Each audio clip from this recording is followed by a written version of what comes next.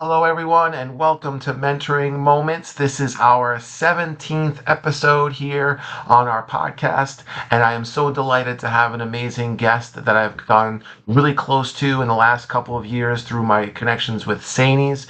And I'll give her an introduction in just a minute. But the question, of course, that we want to talk about is what does it look like to mentor someone through every single grade level from kindergarten to senior year? Well, meet Mary Esposito. She is a 34-year veteran of education, 26 of those years as a school administrator, and currently is the SAANYS Mentor Program Coordinator for the entire state of New York.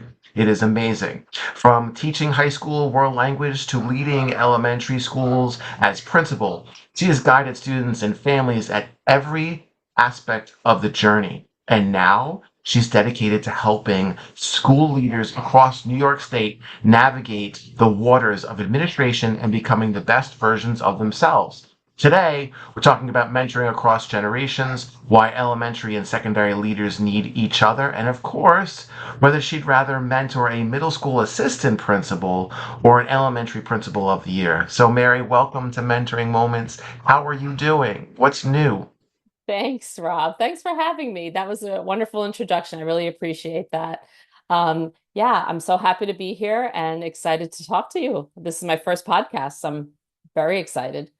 Yes, it was really nice to catch up before we started hitting record, and I know that you're underway with kind of moving into the following year, just like a school administrator. We're wrapping up one year and starting another. And you're probably in the same mindset at Sanies. That's right. It's cyclical. Exactly. Yeah, it's a wonderful opportunity. So we're going to dive right into our first theme, which is a career across all grade levels. You've spanned a lot of leadership across your career, and you are now working with every type of leader across our state, which is fantastic.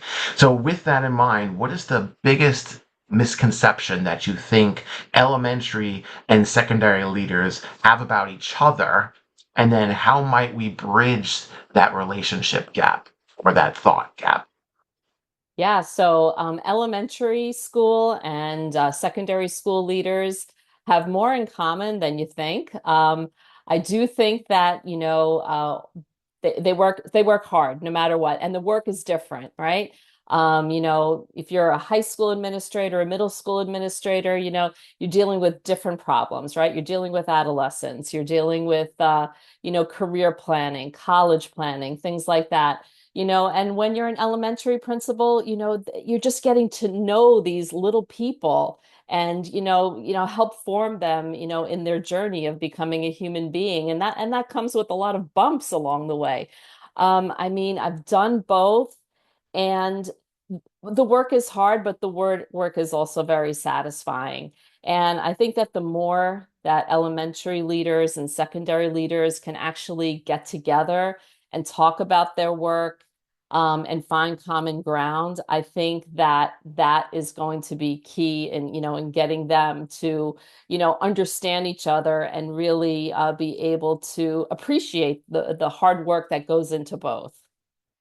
Yeah, I totally agree with you. There is that common ground that I think they often miss when you're talking with them about it. And you brought up a great point about elementary, students and parents. They're handing off their babies for the first time, and they need like a really big set of training wheels, right? Because they really need that comfort level. And at the secondary level, they're kind of at the end of the journey, and parents are like, okay, let them go. And as different as that sounds, there's so much support that's needed in both of those areas. And I would think that a building principal at the secondary level and at the elementary level could get in a room together and talk about working parents through those challenging family decisions, and that's what you're speaking to. And I really, really love that. And we talk about that regularly, that we have more commonalities than differences. We just have to figure it out sometimes. Absolutely. Absolutely. Yeah, it's not us against them, Right. elementary against secondary. Oh, they have it easier, they have it easier, this job is harder. And, it's just about, like you said, working with families and, helping that family through the trajectory of K through 12 education. Yes, yes, and it's funny because I'm really close to elementary principals, and oftentimes I'll hear them say things like, "We're not as important as the high school," because the high school's got bigger kids, bigger problems, so the cops are showing up. There's all kinds of different things going on. But I always say to my elementary teachers and in my elementary principals, you can't have high school without elementary. You can't have a strong program, in the world language department if you don't have a strong, middle school program. You can't have a strong education program if you don't have great readers coming up to the school, and that takes great leadership. And it's just funny because I feel like elementary principals sometimes fall in that little place of like, we're not important. And I'm like, no, you're the most important. And I also found out, Rob, that, being on both ends, that articulation between the grade levels is critical. And many times, middle school administrators, high school administrators reached out to me when I was an elementary school principal to talk about a family, some issues that they've been having, with a child. And the insight that, I was able to provide based upon history and things like that is so important. And I just think, within a school system, working together is absolutely key. 100%, and you said it beautifully with your articulations. My wife is a social worker, and she talks regularly about those articulation meetings, and I have them with my departments. And it's so important to get together and talk about, as we transition to different buildings and the insight that, the former teacher or the former administrator leader can offer the next person. So after 34 years, right, what's the one piece of wisdom or advice that you impart about kids that's kind of remained true over all of generations or all grade levels across time? You have to just meet everybody where they're at, it's so important. I have a daughter that's about to embark as into the teaching field, right? Very cool. And we have conversations all the time. Right now, she is an elementary special education teaching assistant, and the work is hard. And we talk a lot about, just meet the child where they're at. And I don't think that's really ever changed, since, the very beginning when I started. You have certain expectations that you have for your course, your curriculum, your school, your grade level, whatever it is. But it's just so important to know the student and get to know the student, get to know the family, find out, what's the backstory to it in order to help that student or that family achieve their goals.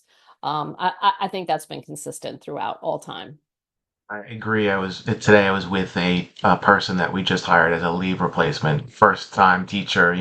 We were talking about this topic about how it's about the relationships and getting to know your kids, and that old quote. You're going to forget what you said, you're going to forget what they did, but you never forget how they made them feel, and how important those aspects are.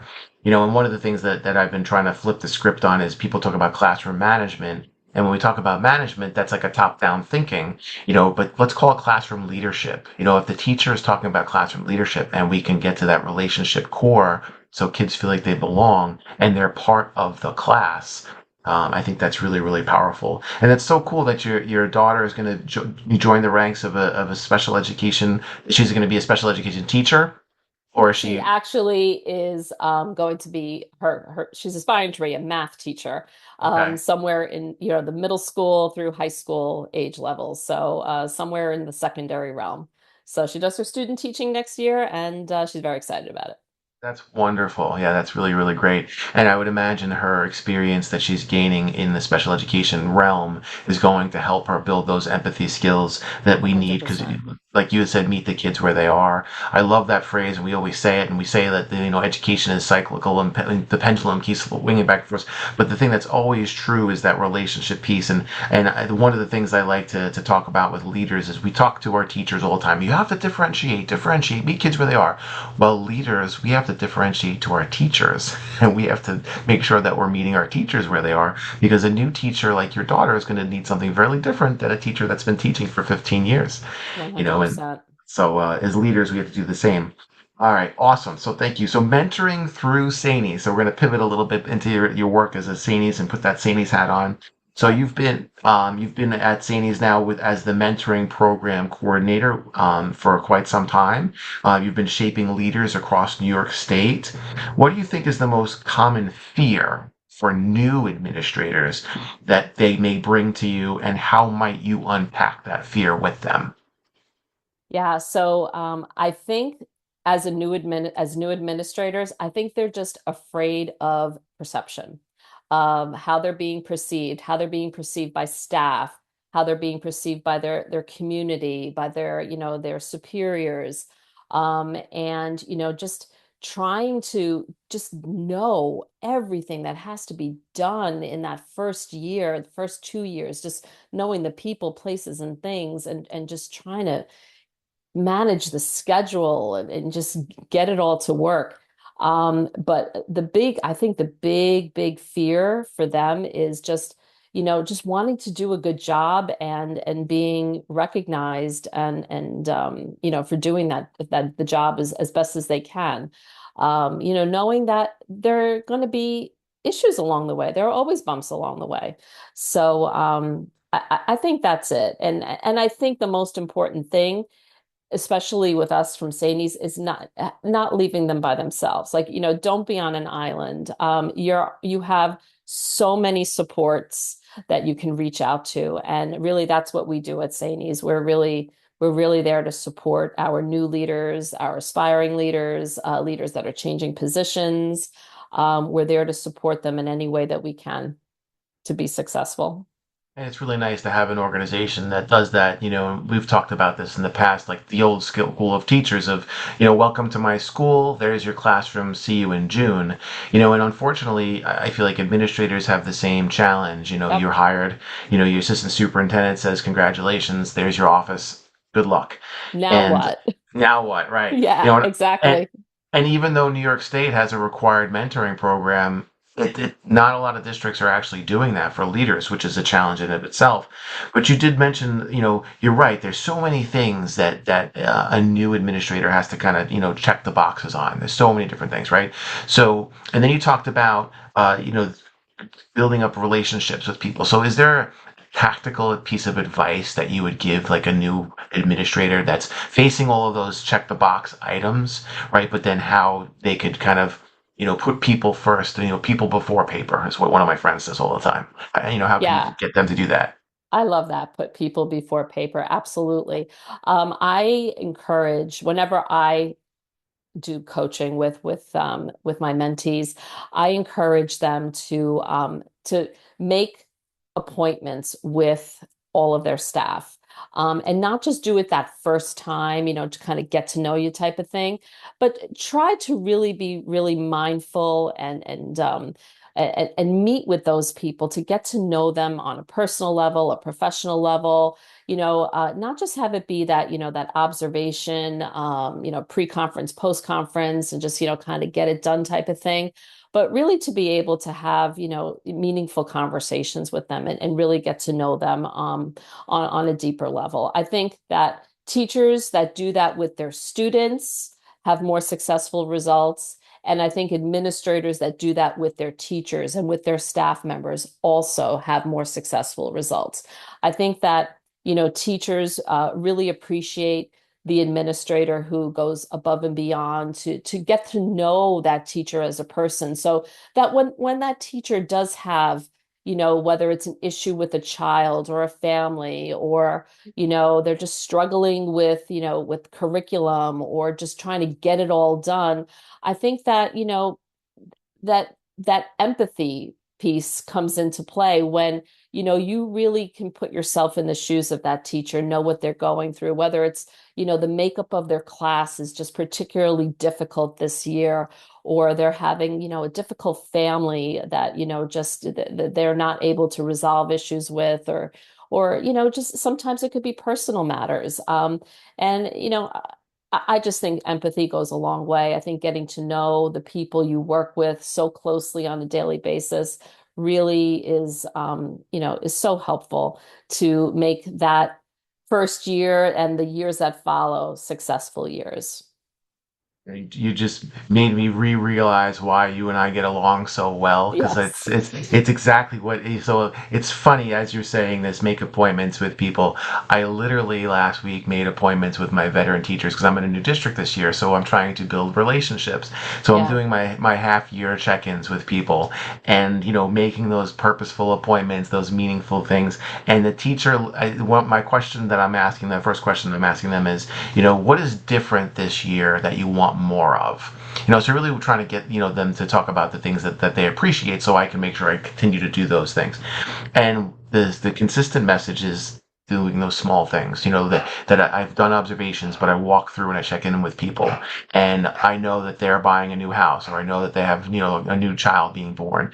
Like those small things make the hugest difference for them. So you just kind of, for me, was like, oh, I am doing the right thing, Yeah, and you you're know? so intentional with it too, which is great because it's not just happening haphazardly. It's being very intentional with it, and that's awesome that you're having those conversations with them. It's terrific. Yeah, John Maxwell says if you can't name your people that you're leading, their kids or their dog, then you're not doing the right thing. You got to get to know your people, and it comes from that point that teachers are leaders and leaders are teachers. We talk about how teachers have to treat kids. Well, how should leaders treat teachers? And you said it beautifully in the sense that we have to walk door to door and make the connections just like our kids make connections with our teachers. So I love that. Thank you so much for sharing that piece. Now, is there a story that you might have that of a mentee, let's say, that came to you feeling like super overwhelmed, and kind of whatever the topic was, and what is kind of your go-to first move when somebody's like in that panic mode? Yeah, so wow. Okay. I think listening, first of all, kind of letting the individual just kind of vent a little bit, get it all off of their chest. I think listening without judgment and trying to, necessarily solve their problem all the time is very helpful. Oftentimes, people come to their own solutions when they can just have the opportunity to just to really talk and feel heard. Because oftentimes, we get frustrated as human beings because we have a lot on our plate, we feel overwhelmed, and we don't feel that people understand or support us in that. So I think that listening comes first.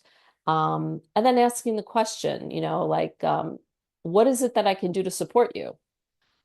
Is also very helpful because you don't want to give support that they don't need, and advice that they don't need. So, you really want to kind of hone in on what is it exactly that they would like from you, to support them with. So I think those are some things that I would do. I love that, and the analogy that I use with teachers is you're born with two ears and one mouth. Listen twice as much as you speak. And listening is really hard. It's a skill that you have to teach yourself, especially as a leader. And one of the things that I've learned over the years is our cell phones are our major enemy. So when I meet with a teacher, or a teacher comes in and just pops in, the first thing that I do with my phone is I put it in my pocket. This way, it's not a distraction. I want to send the message that you're important. I want to listen to you, and nothing is going to distract that moment from us. And then you talked about questions. I love that, and the idea of, you listen to somebody and then you ask questions to prod them further because you want to listen more, right? And that's really, really powerful. And the question that you asked, I'm going to rephrase it a little bit. What does support from me look like to you? Right? That's such a powerful question because now you're getting to them of Yeah. like, their lens. What does it look Yeah. like? You know, I really like the way you rephrase that. like, that, what does it look like? Because we can say, how can I support you? And that's a Right. great question. But when you phrase it in a way that they have to actually visualize it, Yeah. it's really, really cool. So I love that. thank you. Thank you. I'm gonna rephrase that and use it. Steal it all away. That's what we're here. We're all here to grow together. I've learned so much from you over the last couple years, and thank you for all the opportunities that you've given me. And we're going to transition to our tactical advice for aspiring and new leaders. And my first question here is, So we talked a little bit about like your go-to, like when somebody's overwhelmed. So what would be like your 5 minute, grounding ritual? Like the thing that you're going into a situation for, let's say a new principal, is going into a difficult meeting with parents and staff members, and like, what do you do before, like mentally, before you walk into that room with those angry parents, and that principal's coming to you and saying, well, help me. Yeah. Um, I, I love working with parents, and I think that for many administrators, I feel like that is an area that they fear the most because they're afraid of, the conversations that might come out of, a parent that is upset about something about their child. And the best advice that I can give with that is, first of all, that, pretend like their child is your child, and it's like, what would you want for your own child? Now, obviously the other story, that the other side of the story, that maybe the parents don't understand because perspective and things. But honestly, just do do what's right for the child. And sometimes doing what's right for the child may not be perfectly in line with what the parent thinks is going to be right for the child. But, just stick to your belief of what is going to be best for the child in that situation. And again, like, go in with being a good listener, right? So, you have to practice being a good listener to what the parent's concern is. And really try to understand. I've never, I've always been able to, kind of de-escalate a situation that is really hard at the moment when a parent is coming in hot with something, by just, saying, listen, I'm here for the best interest of your child as well. Please help me to understand, what is going on, so that we can get to, the root of the matter, and find solutions together. And sometimes those solutions include the child as well. So I think it's important to listen. We oftentimes, as administrators, we're under so much pressure and under like tight schedules and timelines to just get things done, make decisions, move on to the next thing, and kind of like, wrap up a little prematurely sometimes. And I think we fail to really to listen and to help come to solutions together. Help you mentality. We're here to serve. We're here to, help your child in the best way that they can. I think, you said it, we know that the listening is really important, but also, the one of the things that I do with my teachers too, but even with parents is after you hear their story, let me understand that I'm hearing you correctly, and then reiterate. Oftentimes when you have that angry, irate parent, and you rephrase their story, their concerns, they feel heard, and they're like, "Oh, you get it." Like, yes, and then sprinkle in some stories. Like it always works when you sprinkle in stories of your own children and how their story relates to your personal I was life. just about to say something like that as well. Yeah, Yeah, just, soon. let them know that you get them. Yeah, yeah, it's so huge, and I say common sense isn't that common, but it's true. If you can get on their level and have them understand that you're there to support them Yeah. through this, it's a win. It's a total win. So, And say something positive about their kid, just say something nice that, right. you think is, really something that they do really well. And it's important, it's important for parents to hear that as well.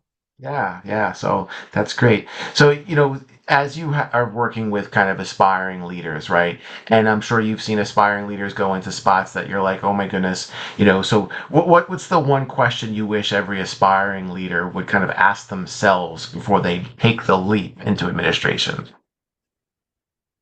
I think the most important question is, does this job fit? Am I a good fit for this place? Um, you know, it's not about necessarily always about the position and climbing the career ladder. It's about, does this make sense at this time in my life? Does it align with, what else is going on in my personal life?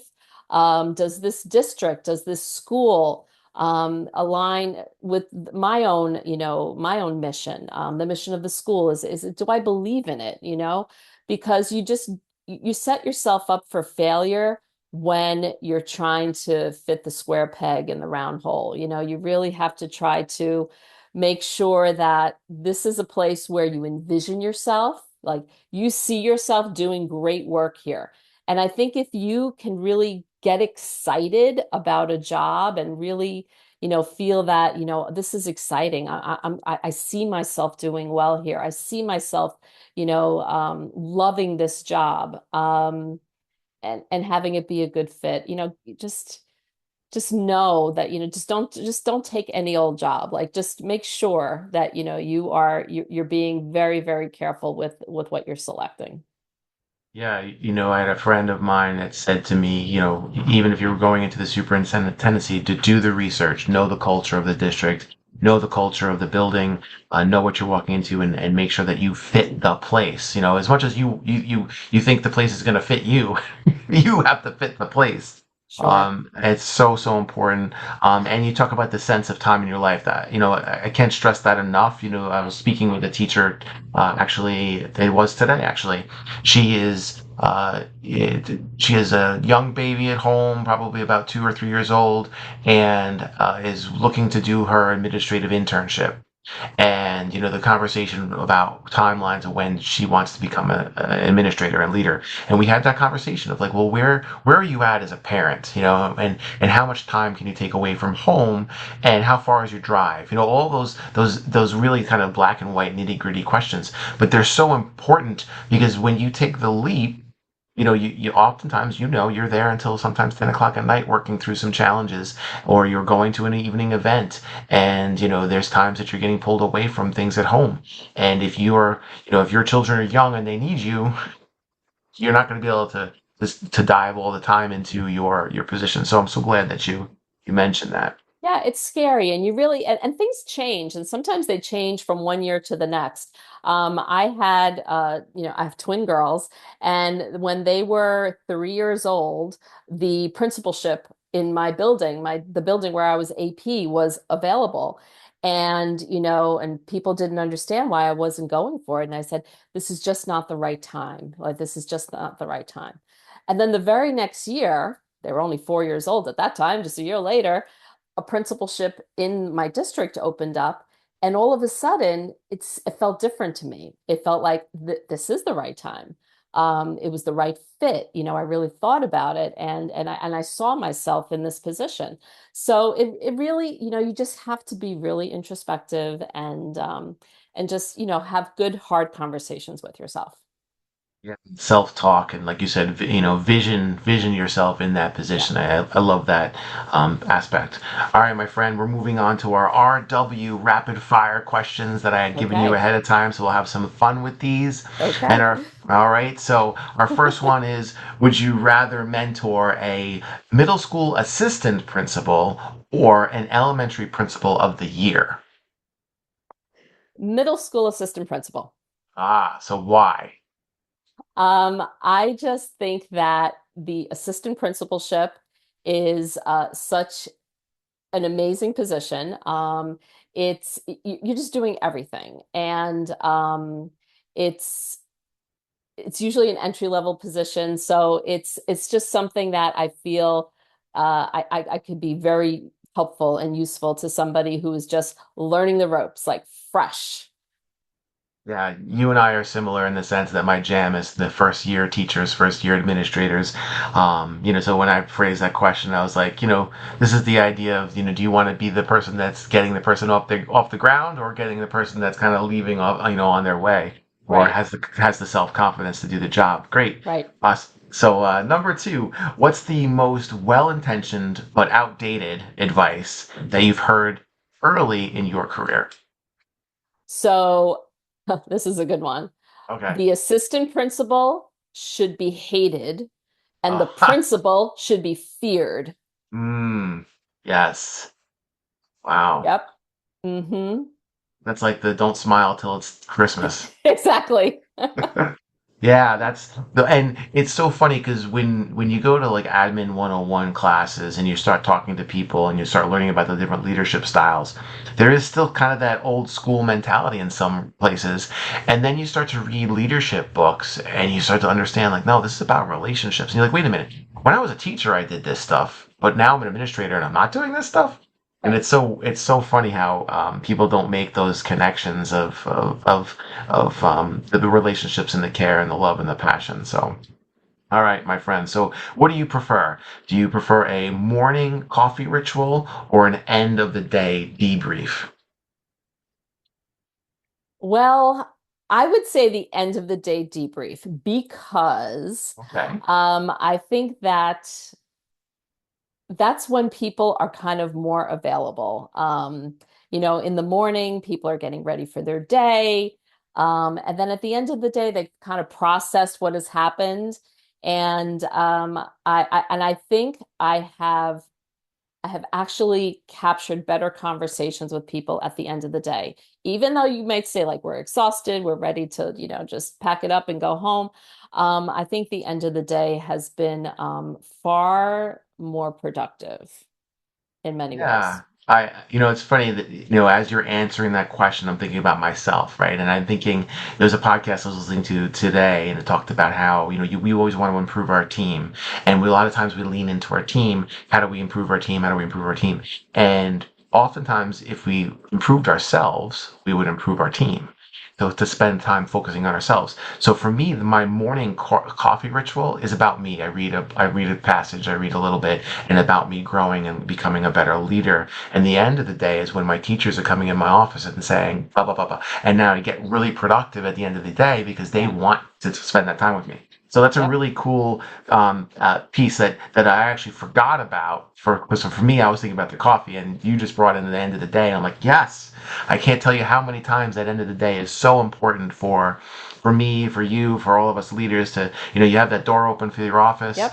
Have They're yourself leaving, and available. they're like, you got a minute? You're like, come on Yep. in, and it's Exactly. it's huge. So great. So here's our final mic drop closer, and then I'll give you a little bit of time to give us some final words. So finish this sentence for us, Mary. Right? Okay. So after 34 years in education, I've learned that leadership isn't about having all of the answers.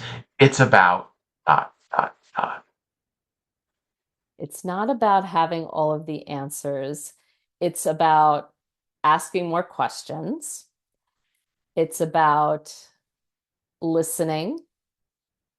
It's about learning, improving yourself, and just wanting to grow every single day, learning something new. And I have to say that even up until the very last day when I walked out of my building as a principal in 2024, I learned something that day. And I think that is critical. I think just constantly being open to learning new things. It's 100%. That's wonderful advice for our teachers that are just beginning, for our leaders that are just beginning, and even our veteran leaders and teachers, because sometimes we lose track of things. We might fall into the valley, and we need to come out of that valley. And learning and mentoring always helps us. So I'll give you some time here for any final words of advice, any final thoughts for our audience, and anything you'd like to share. Yeah. So, advice that I would give is that, being an administrator can be a very lonely place, if you allow it to be lonely. And what's really important is that, as an administrator at any stage of the game, whether you're brand new, fresh coming in, or whether you're a seasoned administrator, don't be behind closed doors. Open those doors, speak to people, speak to your colleagues, you know, just talk to them and learn things from them. Reach out to people. Don't feel like you always have to solve a problem all by yourself. Know that, that together, you can be so much better. So, reach out and as new administrators, please know that SAANYS is here. We're here for you. And the mentor coaching that we provide is all confidential. We don't work for the school district. We're not reporting back to the school district. We're not evaluating the mentee in any way. We're there to be their thought partner, sounding board, and just help them navigate the first couple of very tumultuous years of administration. Wonderful, thank you. And my final question that I've been incorporating into my podcast now is this is mentoring moments, right? So, is there a mentor that you had that has shaped you as a leader and or has made you who you are? So, share if you have one of those wonderful people.